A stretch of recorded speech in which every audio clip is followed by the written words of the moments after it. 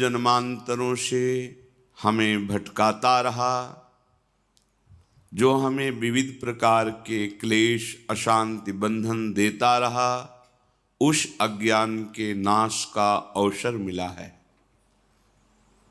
समस्त साधनाओं का एक ही फल है, मन का निरंतर अपने आराध्य देव में समर्पित हो जाना।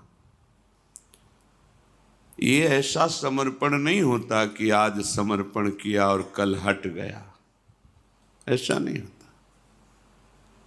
ऐसी चाह को चाह नहीं कहते कि आज तुम्हें चाहा, कल तुम्हें चाहा, अनुकूलता नहीं मिली तो परसों फिर और का वर्ण कर लिया। ये अव्याभिचारणी प्रेम लक्षणा भक्ति उसी के हृदय में जागृत होती है।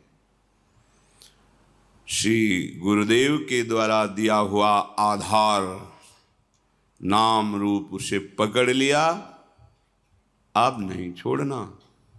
गुरुदेव आज्ञा करें तो भी नहीं छोड़ना। वो परीक्षा के लिए देख सकते हैं ऐसा।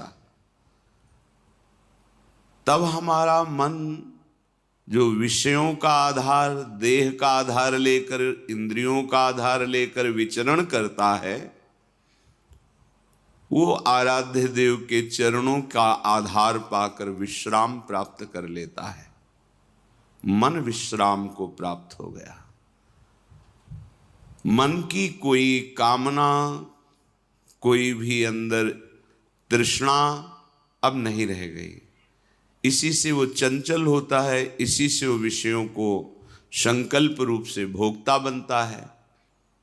जब प्रभु के चरणों का आधार मिल जाता है तब शांत हो जाता है। उसे निज सुख कहते हैं। प्रभु अपने निज हैं, शरीर पर है, ये प्रकृति का है। निज सुख बिन मन होई कि थीरा। ये बहुत सत्य बात है कि समस्त साधनाओं का फल है मन का प्रभु में समर्पित हो जाना। ये थोड़ा कठिन है। जो नए उपासक हैं घबराएं नहीं। बिना मन के भी नाम जपने से कल्याण होगा। कल्याण ये होगा कि आगे चलकर मन लगने लगेगा, मन परम शांत हो जाएगा। पर ये वृंदावन प्रेम भूमि है, यहाँ हमारा विश्राम स्थल प्रेम है। इसलिए जहाँ ऊंचाई की, अध्यात्म की, प्रेम की बातें आवें तो निराश मत होना। वो आगे की मंजिल है, हमें प्राप्त हो जाएगी। सारे साधनों का एक ही पर्यावसान है, मन का इष्टाकार हो जाना, इष्टमय हो जाना। परंतु ये बहुत कठिन बात है। मन का प्रभु में समर्पित हो जाना बहुत कठिन बात है। ये सर्वथा सत्य है कि मन का जब तक प्रभु में पूर्ण समर्पण नहीं होगा तब तक अध्यात्म की ऊंचाई पर, जहां काम क्रोध लोभ मोह मद मत्सर स्पर्श भी नहीं कर सकता, अर्थात स्फुरण ही नहीं होता है, उस भूमिका पर पहुंचना असंभव है जब तक मन अपने आराध्य देव में समर्पित नहीं हो जाता। बड़ी कठिन चीज है मन को रोकना। 5 मिनट मन कहीं गया ही नहीं, केवल प्रभु में डूबा रहा, बहुत बड़ी उपलब्धि है। निरंतर मन भगवदाकार है, वो तो सिद्ध पुरुष हैं। अर्जुन के सदस्य जो महाबली हैं, भगवान के सखा हैं और दिव्य हैं, वो प्रभु से कहते हैं कि मन को रोक पाना बहुत कठिन है प्रभु। इतनी सामर्थ्य है भगवान की कृपा से कि आपने चरित्र सुना। उर्वशी जी काम से प्रेरित होकर स्वागत करती हैं और वो कहते हैं माता कुंती और माद्री के समान मैं आपको देखता हूँ। जैसे गुरु पर भाव होता है वैसा आप पर भाव है, आप एक शब्द भी ऐसा न निकालिए। ऐसे महापुरुष कह रहे हैं भगवान से स्वयं कि मन को रोकना बड़ा कठिन है। इतना कठिन वायुरिव सुदुष्करम, जैसे तूफान को रोकना कठिन है, ऐसे मन को रोकना कठिन है। परंतु भगवान अर्जुन की इस बात को एकदम नकारा नहीं कि तुम ठीक नहीं कह रहे हो, कह रहे ऐसा ही है। असंशयम महाबाहो मनो दुर्निग्रहम चलम, बिल्कुल तुम ठीक कह रहे हो, ऐसा ही है। मन को रोकना बहुत कठिन है, पर ऐसा नहीं है कि उसे रोका नहीं जा सकता। कठिन है पर रोका नहीं जा सकता, ऐसी बात नहीं है। तुम महाबाहो हो, शूरवीर हो, तुम प्रयास करो, ये हम सबके लिए है। तो हम कहें कि हम तो शूरवीर हैं नहीं, देहाभिमान के कारण तुम वास्तविक शूरवीर नहीं हो। अपने स्वरूप की तरफ देखोगे तो तुम भगवद अंश हो। जो अर्जुन जी में आत्मस्वरूप विराजमान है भगवान, वही तुम्हारे हृदय में विराजमान है, बिल्कुल संशय मत करना। हम जितना शरीर और संसार से प्रीता करते जाते हैं, वैसे ही हम दिव्य शक्ति से रहित होते जाते हैं। और जितना हम इसका त्याग करके प्रभु में अनुराग, उतने हमारे अंदर दिव्यता आती जाती है। मन जो ये है, इसका निग्रह करना बड़ा कठिन। निग्रह माने रोकना, हटाना, जिन विषयों में जाता है उससे हटाना।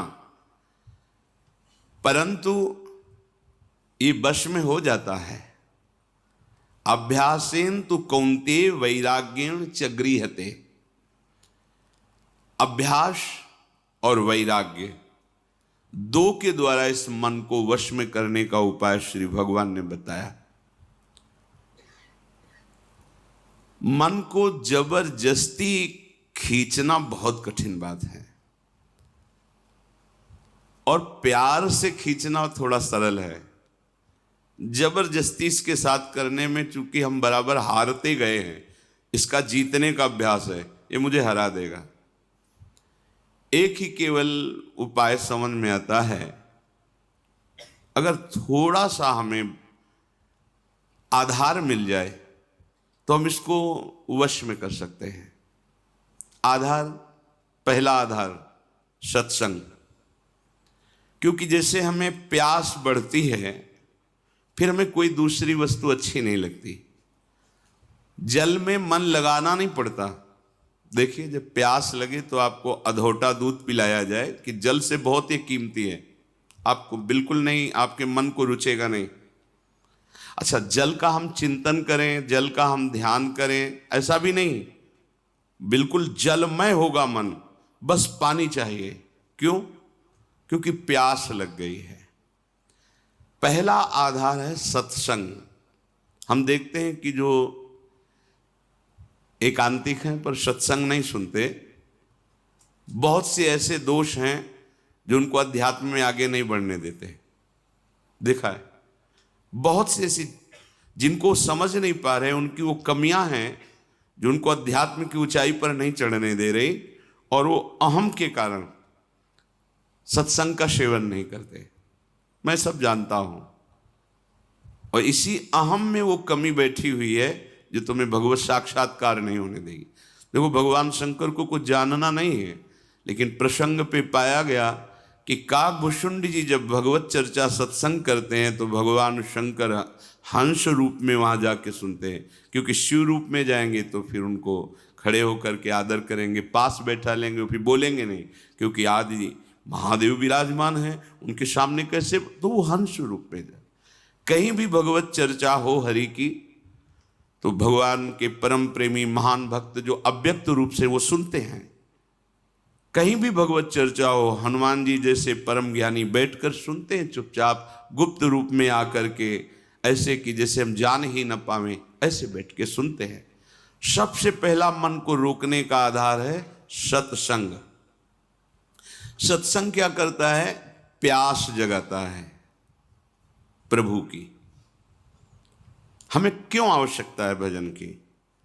हम क्यों भगवत प्राप्ति करें? क्या जरूरत है? हमें जरूरत है भोजन की, रुपया पैसा की, भोग सामग्री की, पद प्रतिष्ठा की, वाहवाही की। ये असत्संग की बातें सत्संग में पूर्णतया धीरे धीरे अंदर की जो मन में बैठी हुई वो नष्ट हो जाती है और निश्चय होने लगता है कि भगवत प्राप्ति और भजन ही यही जीवन है। पहला आधार सत्संग है जो हमें प्रभु की प्यास जगाता है। बिना आधार के मन टिकता नहीं है। जब हमें सत्संग रूपी आधार मिलता है तब भक्तों से प्रियता जागृत होती है। कई जैसे उपासकों ने बाहर के प्रश्न किया कि हम श्री जी को नहीं जानते, क्या संप्रदाय है, क्या उपासना, हम तो बस आप और आपकी बात को मानते हैं। हमारे सामने आप हैं और आपकी बात है। बात बन गई क्योंकि आपने आधार ले लिया ना। और भगवान को बहुत प्रसन्नता होती दास दासोहम वृत्ति से। हरिदासों के प्रति दासत्व का भाव रख लिया जाए तो बहुत जल्दी। इसके बहुत सी छंदों में सेवक जी ने राधा वल्लभ भजत भज भली भली सब होए ऐसा वर्णन किया है। दूसरा आधार प्राप्त होता है भक्त प्रियता। भक्त प्रियता का तात्पर्य होता है उनके शरीर से राग नहीं, उनके द्वारा जो दिया हुआ उपासना का स्वरूप है वो प्राणों से भी अधिक प्रिय लगे।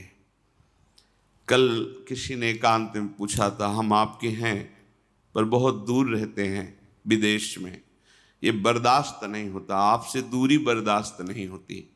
अच्छा है पर उसे विवेक पूर्वक समझिए। हृदय की नजदीकी सबसे बड़ी नजदीकी होती है। शरीर की नजदीकी आपकी है और हृदय की नहीं है तो आप हमसे बहुत दूर हैं। हृदय की नजदीकी सदैव नजदीकी मानी जाती है। शरीर की नजदीकी और हृदय की दूरी बहुत दूरी माना जाता है। भक्त प्रियता, पहला सत्संग, दूसरा भक्त प्रियता। आपके हृदय में भक्त प्रियता। एक बार श्री पूज्य गोस्वामी राधा वल्लभ जी के पूर्व में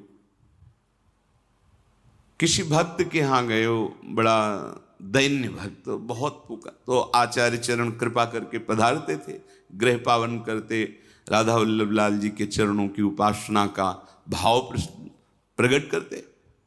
उन्होंने कुछ ऐसे नाम मात्र की भेंट दी, चरणों में रोए। तो एक शिष्य थे जो बहुत धनी मानी थे, तो उन्होंने एकांत में 1 लाख स्वर्ण मुद्राएं रखी और कहा, महाराज जी मुझे अच्छा नहीं लगता कि आप ऐसों के घर में जाएं, ये मुद्राएं रखिए, जब जितना आदेश करेंगे भेजते रहेंगे, ये हमारे गुरुदेव ऐसे नहीं। उनका तो तुम समझते हो हम धन लेने के लिए इनके घर आए, उठाओ, आज के बाद कभी सामने मत आना, हम भाव ग्रहण करने आते हैं, धन उठाओ, हमारे पास राधा वल्लभ लाल रूपी धन, हटाओ इसको, कभी सामने मत आना हमारे। क्या उन्होंने गलत कहा था? वो धनी थे, उनको था कि शायद ऐसा नहीं, गलत सोच अंदर की है। गुरुदेव आपकी वस्तु है, आप कृपा करके स्वीकार कीजिए। ये तो चलता